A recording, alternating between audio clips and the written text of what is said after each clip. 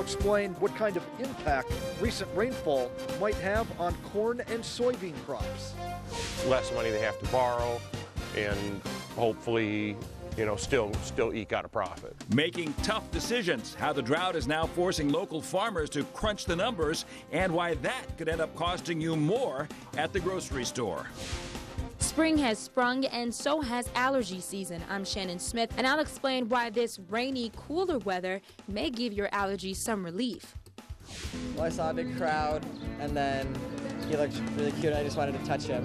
Hamming it up for Instagram. We'll introduce you to Omaha's newest star and what he's doing to make sure you notice him around town.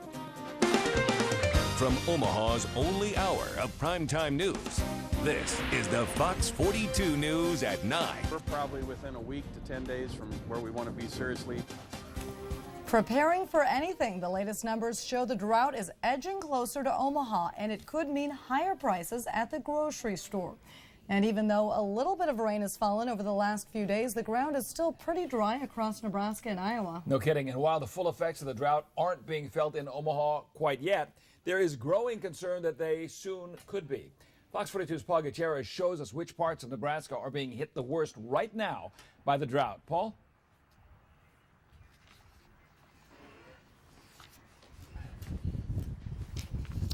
Monty, it doesn't take much to spot a drought. In fact, dry and sandy conditions just like this are often a sign that the soil is in need of moisture. Now, fortunately, the Omaha area is not in a drought zone per se, but it is a lot closer than you might think. In the farm business, there's an old saying. Rain makes grain. Likewise, planting in dust means bins will bust. It's why Omaha farmer Paul Wenninghoff is loving this week's forecast. We're probably within a week to 10 days from where we want to be seriously. A recent report from the U.S. Drought Monitor shows the Omaha area near the edge of abnormally dry conditions. That's what the yellow on this picture means. As someone who plants corn, the wet weather is happening at the perfect time for Wenninghoff. What's beautiful is if we were to get an inch or two of rain in the next 3 to 5 days and it come over a very slow period, it has a chance in our heavy, dense clay soils to kind of soak in a little bit better. If predictions hold true, it will decrease the likelihood of higher grocery bills soaking in. We're in really pretty good shape, ready to roll. Something farmers in central Nebraska and throughout most of northern Iowa wish they could say. I checked the U.S. Drought Monitor tonight, and it says that the more serious drought conditions are actually out by the Grand Island area. That means that the worst of the conditions are only about a couple hours away from Omaha.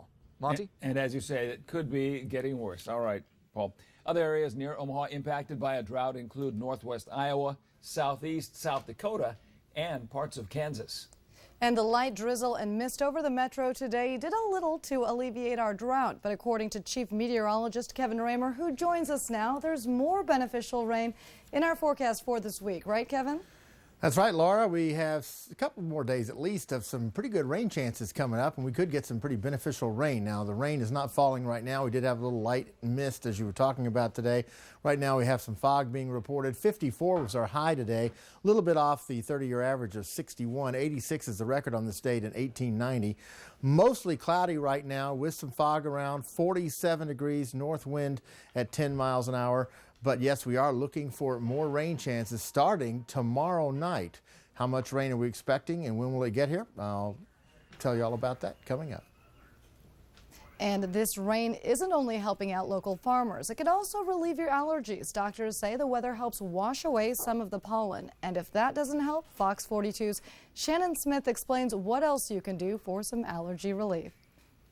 People got their symptoms earlier than usual. Sneezing, itchy eyes, all signs spring has sprung, and so has allergy season. And while you may be stocking up on allergy medicine, this cooler, rainy weather may give you some relief. The rain does take the pollen out of the air, but we're never really sure how much of that happens. People do tell us they feel better. But if that doesn't help, Dr. G. Daniel Brooks says there are some home remedies. He says many people think honey helps their allergies. People try to use it all the time, and I'm sure for some people it works. Brooks says he doesn't suggest it because it doesn't really work. He says washing your clothes regularly may help. Sometimes people have recommended in the past that, bathing or changing your clothes right when you come inside will make the pollen counts even lower. That's probably not a big difference maker. Brooks says he always suggests prescription or over-the-counter drugs, but if you want to skip those and the nasal sprays. The most natural approach to allergy that we would advocate that involves no medications would be to close up the house and run the air conditioner. In Bellevue, Shannon Smith, Fox 42 News. Brooks says enjoy the slight relief now. When the weather warms up again, he says allergy season will be back in full swing. An Omaha man will be heading to prison, but it's not for the murder he was accused of. 25-year-old Anthony Floyd was found not guilty in the shooting death of 31-year-old Rodney Hunt back in 2013. Today, Floyd was sentenced to 25 to 35 years on weapons charges. At today's hearing, the judge called Floyd, quote, extremely dangerous. And the Douglas County Sheriff's Office now says no one involved in a deadly crash was wearing a seatbelt. The crash happened near Valley at 252nd Street and Highway 36 Sunday night. Officials say 17-year-old Jacob Olson ran a stop sign there and ran into two other cars. 4 people were killed. Olson survived. The Douglas County DA says he will consider filing charges once the Sheriff's Office completes its investigation. We now know it could take a month to decide if any criminal charges will be filed against the owners of an Omaha company that owes tens of thousands of dollars in refunds to customers. The Douglas County DA is considering if charges should be filed against Creative Creations. Right now, the company cannot honor or refund any money paid for travel vouchers bought over the last few months. Company officials say they oversold the number of vouchers, causing the problem. And the fight is now on to save music and other programs in the Millard Public School District. Officials are proposing more than $500,000 in cuts. During a meeting last night, several people spoke out, pleading with the board to protect the school's current programs. The district says the proposed cuts are a result of people spending more money in Lincoln than they do in Millard, taking away that much-needed revenue. Mothers-to-be in Nebraska now have extra protections on the job. Lawmakers have approved a bill requiring employers to make accommodations for employees who are expecting. The bill will also ban discrimination against pregnant women in the hiring or firing process. Governor Pete Ricketts has 5 days now to sign the bill into law or to veto it. An Omaha school is now helping revitalize a North Omaha neighborhood. Howard Kennedy Elementary will partner with the 75 North Project, which is redeveloping the Highlander area. The school will bring in a new principal, new curriculum, and a longer school day and year. It was chosen because of its location. The redevelopment is being funded by Warren Buffett and other wealthy developers. Well, it's a huge problem in Nebraska. It's estimated now that 1 in 8 people struggle with hunger on a daily basis. Well, now the Boy Scouts are stepping up to help fight hunger in the community. Today, Omaha Mayor Gene Stothert was joined by a few scouts to announce this year's Scouting for Food campaign. Scouts will go house to house, placing door hangers, asking for non-perishable donations. Well, this whole experience has made me more aware of the fight against hunger, and also how a lot of people working together can do something huge. Donations can also be dropped off at area Hy-Vee stores, or you can purchase a $10 pre-assembled bag for donation. We're just 2 days away from the UNO hockey team possibly making history in the Frozen Four. And tonight we know about a bet between Nebraska Representative Brad Ashford and a lawmaker from Rhode Island. They'll be playing against Rhode Island. If the Mavericks win, Ashford gets a lobster from Rhode Island. If the Friars prove victorious, Ashford will be buying his colleague a steak dinner from Omaha. The two teams face off Thursday night in Boston. Well, still to come, we're months away from the straw poll in Iowa, and tonight we know 2 of the Republican presidential candidates. Indeed we do. The latest candidate to throw his hat into the ring and how he stacks up against his current and only opponent. Well, they say doing it yourself can save you money, but not when it comes to dentistry. What more and more people are doing and how much it's costing them to fix their mistakes. But first, Farming 101. Changes some Iowa farmers are making that could impact not only the price of farmland across the Hawkeye State, but prices at the grocery store. And a quick reminder, we're always looking for story ideas from you. If you have something you think we should check into, let us know about it. Send us an email with your name, phone number, and a little information on the story to news42@kptm.com or give our newsroom a call at 402-554-4282.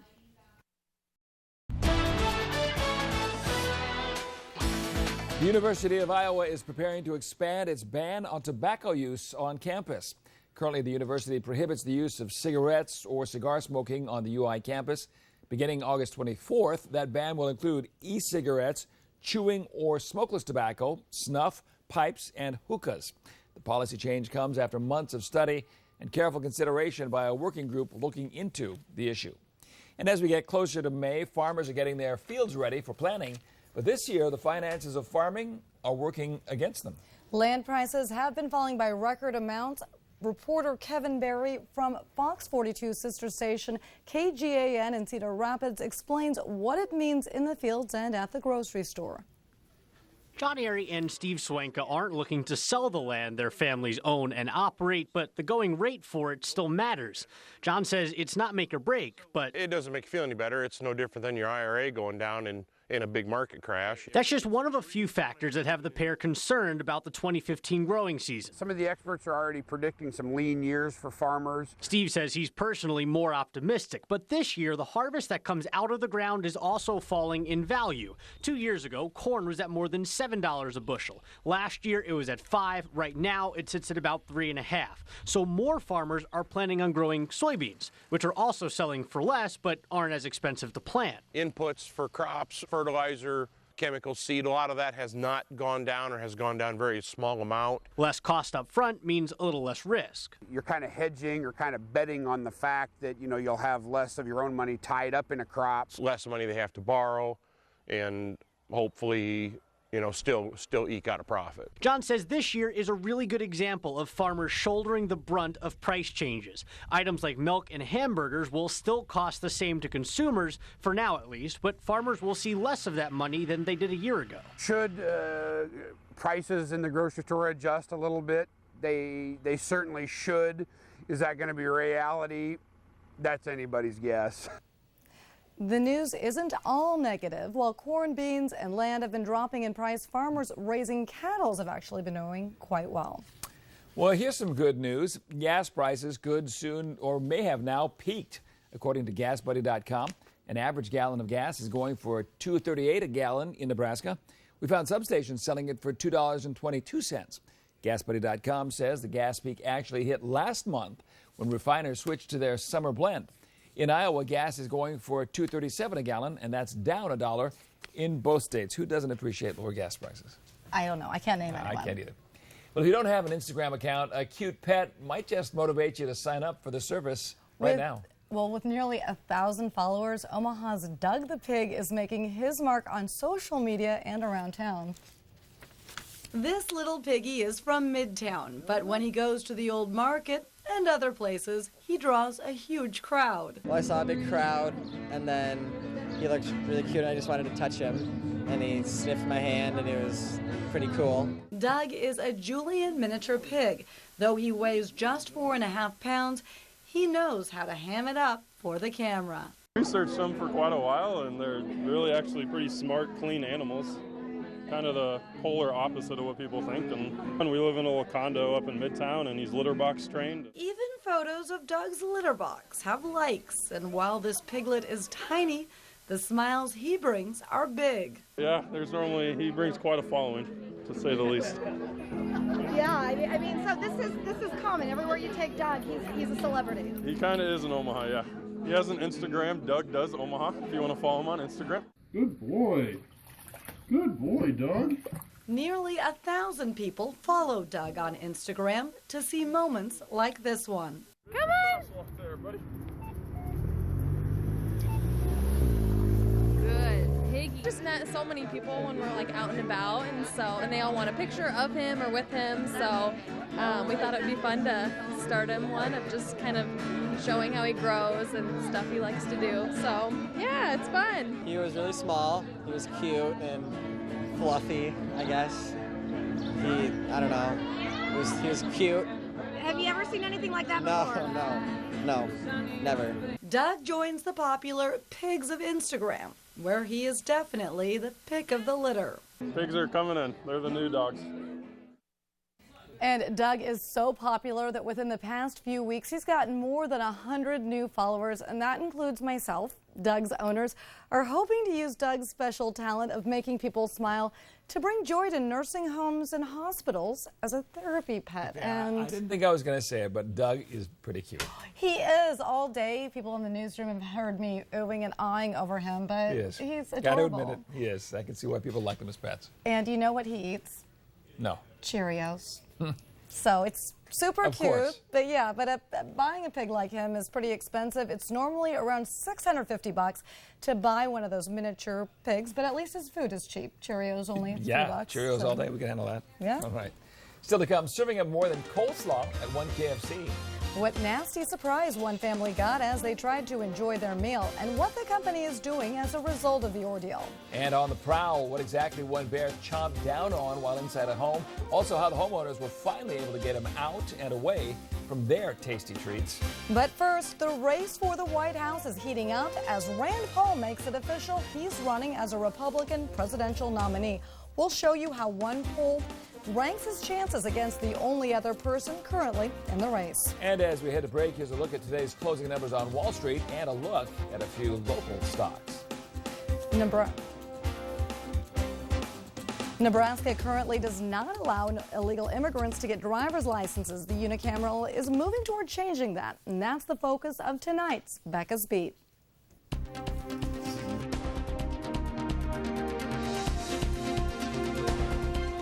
What I'm about to say is going to make a lot of you mad, and I want to take it nice and easy now. Remain calm. Don't throw anything at the TV.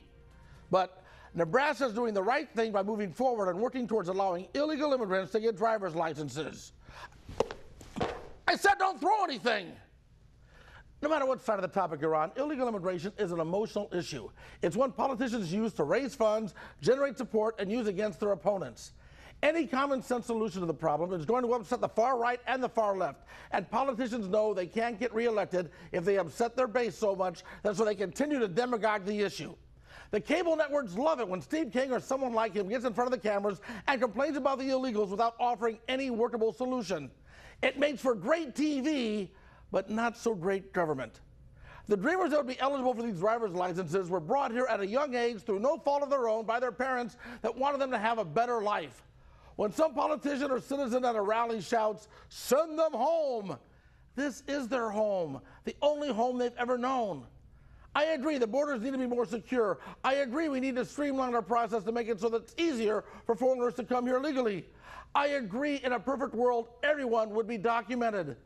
But we don't live in a perfect world, which means that sometimes we need to find somewhat imperfect solutions to difficult problems. And those problems don't get solved by shouting and refusing to compromise. When it comes to illegal immigration, let's tone it down a notch, look for some real common sense solutions to the issue. Think of the wear and tear you'll save on your shoes and your TV. Let me know what you think. Like us on Facebook, follow us on Twitter with the hashtag Becca's Beat.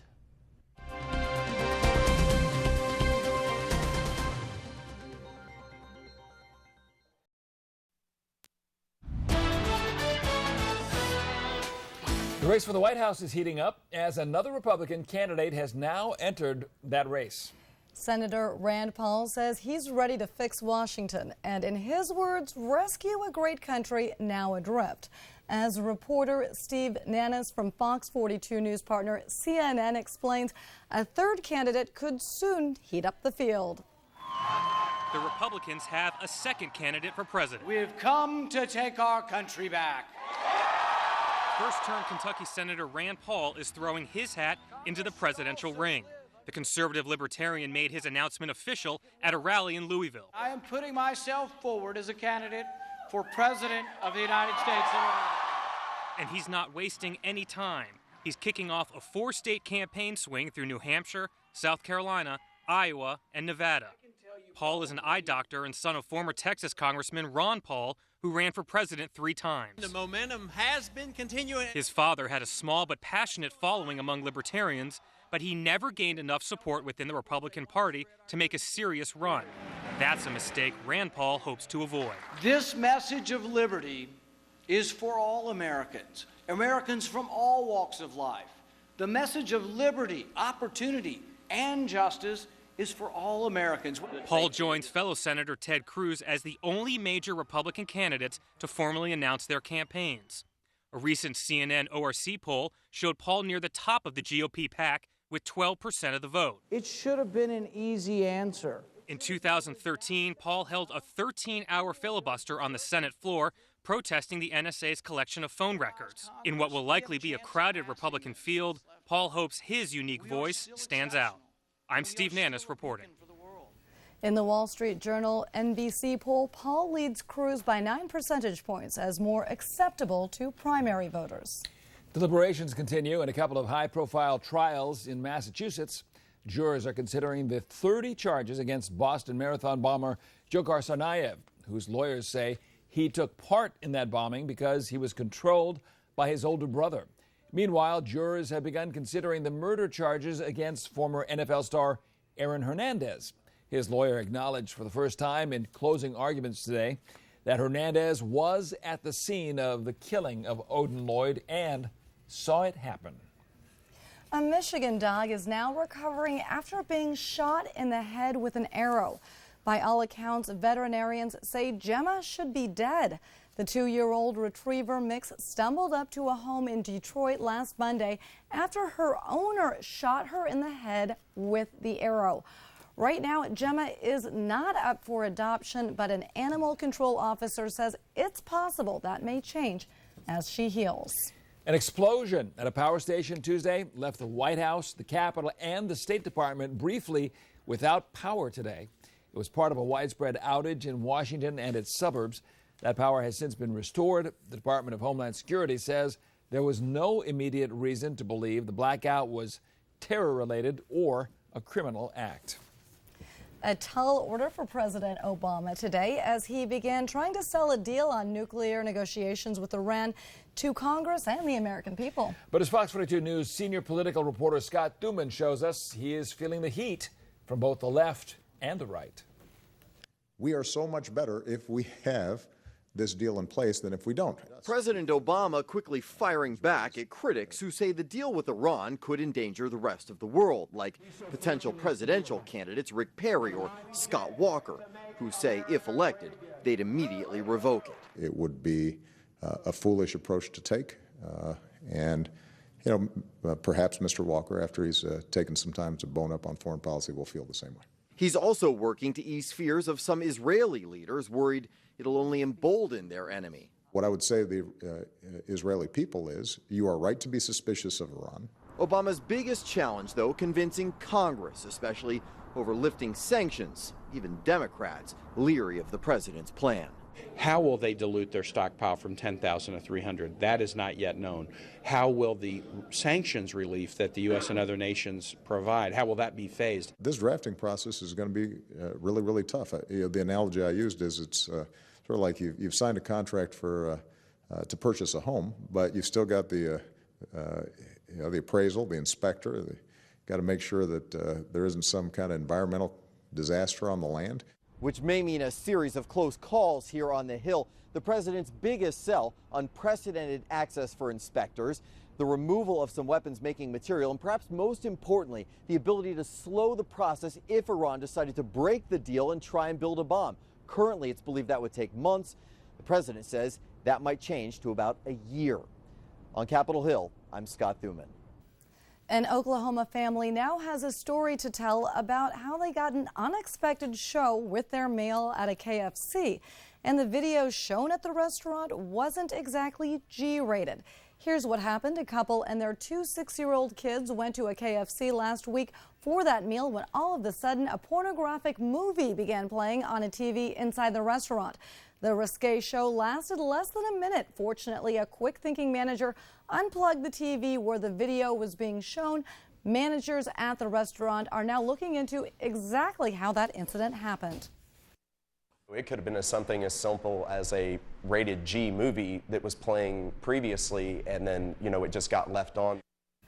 The couple says that they hope no one loses their job over the ordeal, and KFC has since apologized for that incident. Well, saving money in the short term could end up costing you big in the long run, at least when it comes to medical work. No kidding. What some people are doing these days that have many saying, ouch, and how much money they're shelling out to fix the mistake. And it kind of sounds like a mixed up fairy tale. Why it wasn't Goldilocks, but a bear that walked right into a home, what he ate, and how he scared the homeowners, or how the homeowners rather scared him off. And take it from these little guys. You might want to get your rain gear ready because more rain is on the way. Your forecast is next.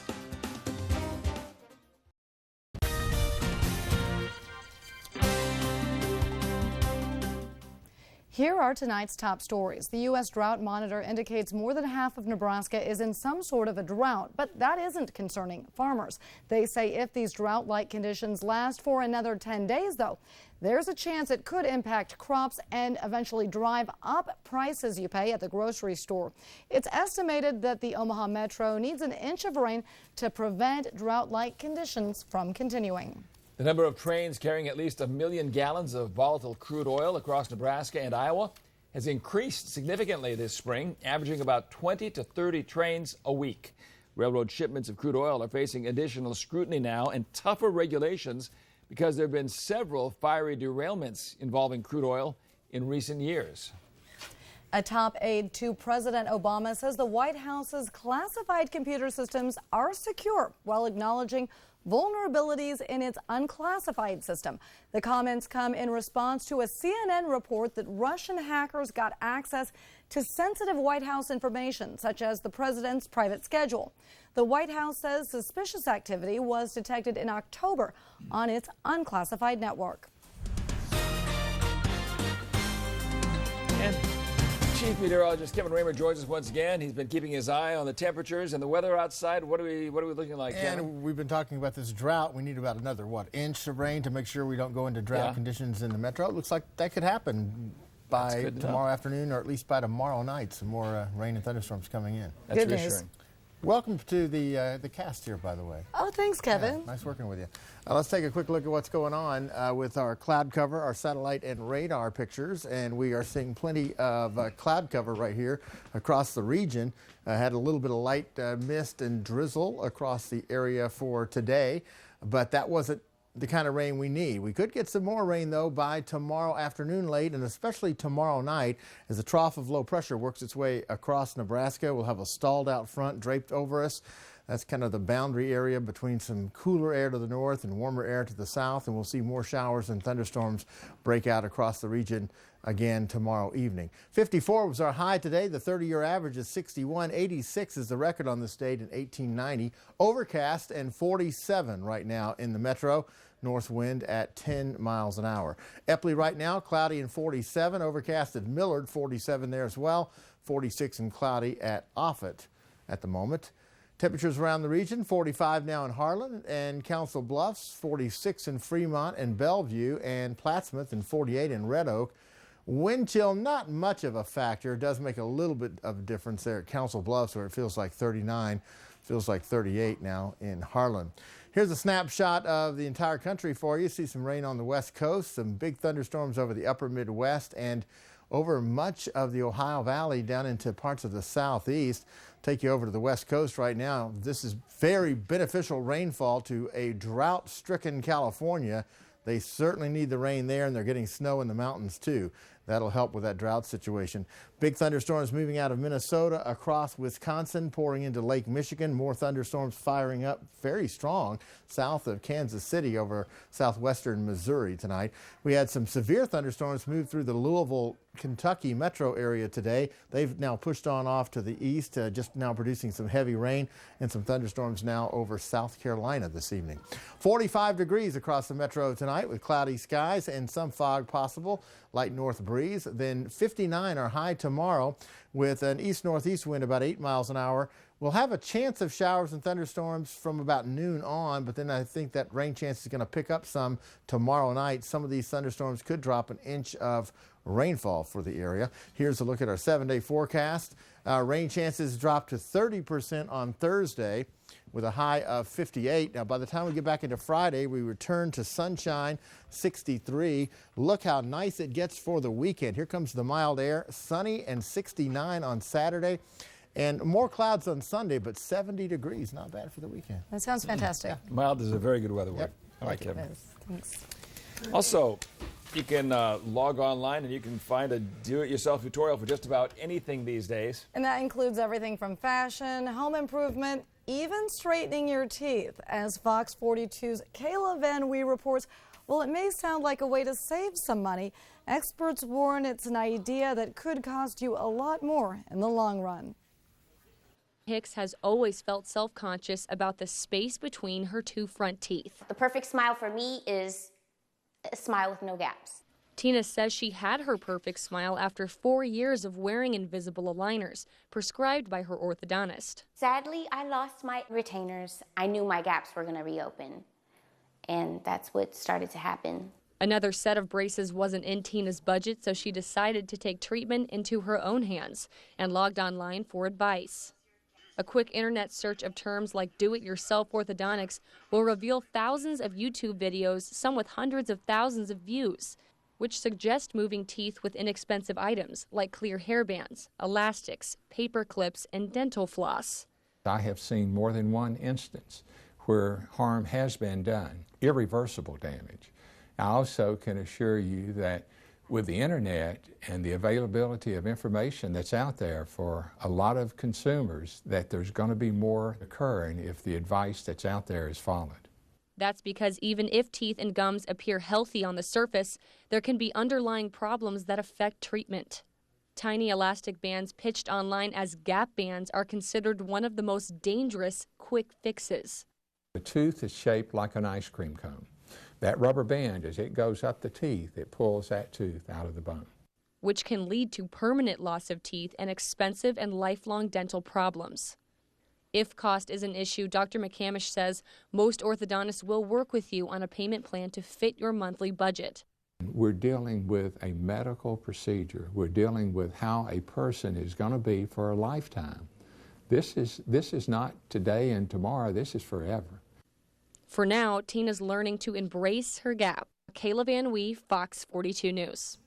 It is tough to believe people actually follow those tutorials on teeth straightening. Dr. McCamish says most orthodontists do offer those free consultations, so it's a good way to find out just how much you could end up paying. But there's now even more of a reason to get up and get moving in the morning. A new study suggests huffing, puffing, and getting sweaty is key to avoiding an early death.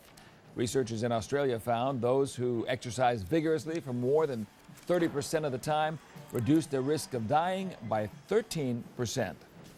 A new study reveals that using Facebook could lead to symptoms of depression. Researchers at the University of Houston found that Facebook users felt depressed when comparing themselves to others.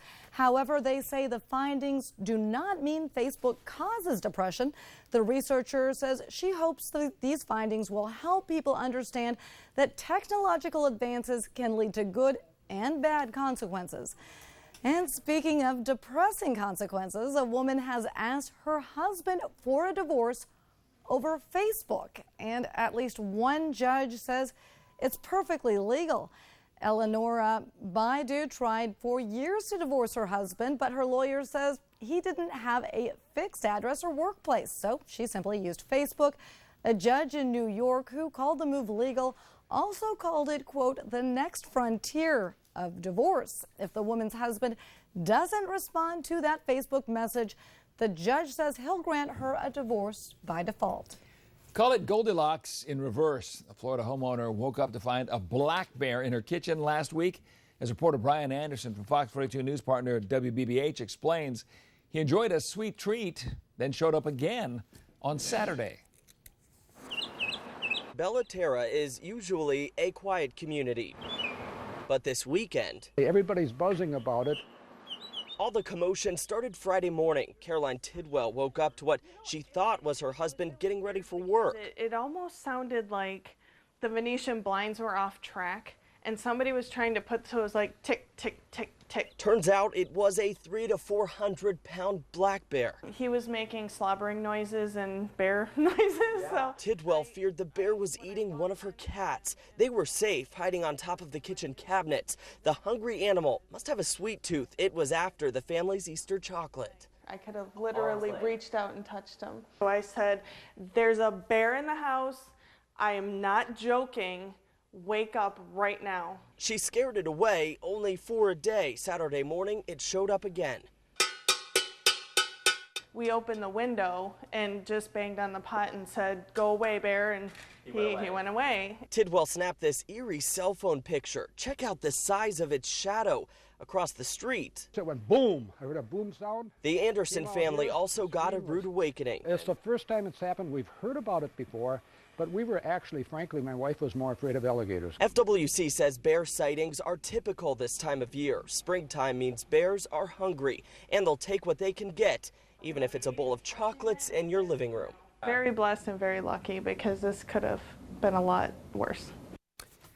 The Florida Fish and Wildlife Conservation Commission has proposed that about 275 black bears be killed in mid-October. Officials want to reduce the risk of dangerous interactions, they say, between bears and humans. And Ralph Wood is here now with all of the sports. Go away, bear. That was working.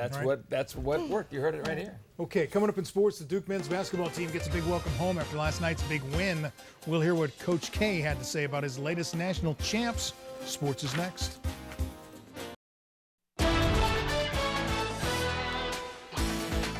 Hours after winning the school's fifth national championship, the Duke men's basketball team turned home today for a victory party on campus. The Blue Devils rallied from a 9-point deficit to beat Wisconsin's Badgers last night in Indianapolis, 68-63. Duke used a 10-0 scoring blitz late in the game to ice it. Players and coaches got a hero's welcome as they entered Cameron Indoor Stadium in North Carolina, where fans were waiting. Head coach Mike Krzyzewski reflected on his latest championship team. My guys have been an absolute joy to coach. I agree. And every day has been really good. I mean, really good. And there's certain things that we have done throughout the year to get our team motivated. But for the most part, this team has motivated itself. Sometimes the whole team has played well right away, or it seems like different individuals have stepped up.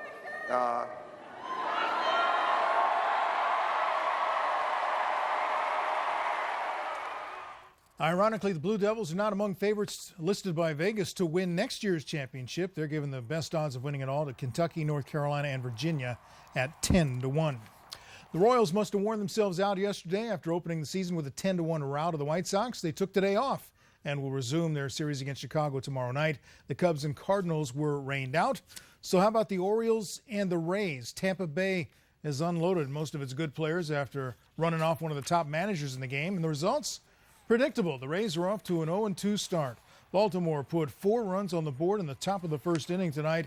Adam Jones capped the rally with a double to play to pair, and then 1 inning later, Steve Pearce made it a 6-0 game when he connected for a 2-run homer. The Orioles are 2-0 after beating Tampa Bay 6-5. Meanwhile, the Braves were in Miami, got off to an even faster start than Baltimore did. Atlanta exploded to score 7 times in the top of the first inning. You talk about it being over before it gets started. Well, that's how the Marlins had to feel. Nick Markakis, Freddie Freeman, Christian Betancourt, and Chris Johnson knocked in the first 4 runs with a single and 3 doubles. Andrelton Simmons would give the Braves a 6-0 lead with a 2-run single to knock Miami starter Matt Latos out of the game. Braves are 2-0 after beating the Marlins 12-2. Connecticut women's basketball team has beaten Notre Dame tonight 63-53. That is 10 national champions for their head coach Gino Auriemma. Ties the legendary John Wooden. Quite an accomplishment. 10. That's amazing. All right, Ralph. Well, just about everybody loves Lucille Ball. And we're going to hear about that when we come back. Oh, of course. I just couldn't wait.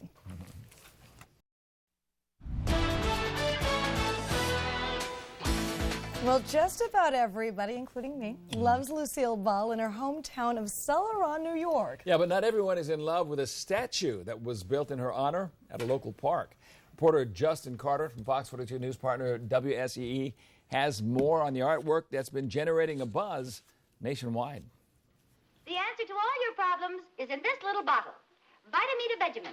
But we're not sure Vitamita Vegemin can fix this problem. Her face kind of looks like, it's kind of like a zombie almost. Oh my gosh, what is it? Let me put my glasses on, I can see it better even. Oh lordy, who is it? They're talking about the life-sized bronze statue depicting what the comic was wearing in that epic episode, except most say it looks nothing like Lucy, to the point where it's almost offensive. Well, I think she had a certain amount of vanity, as we all do, and I think she would not like this at all. So now the big question is, who is responsible for this work? Well, his name is David Powlin. He's a well-known sculptor in town. He says he simply messed up, and this is not by any means his best work. He says he wants a redo, but it could cost the town thousands. You know, I was disappointed in the work when it was completed, and I take responsibility. It was something that probably should not have been cast, and I'm hoping to fix it. Powlin crafted the piece 6 years ago, back in 2009, at no cost to the town, and it's been a tourist attraction for all the wrong reasons since. He's asking Celeron for $10,000 to give his work a facelift.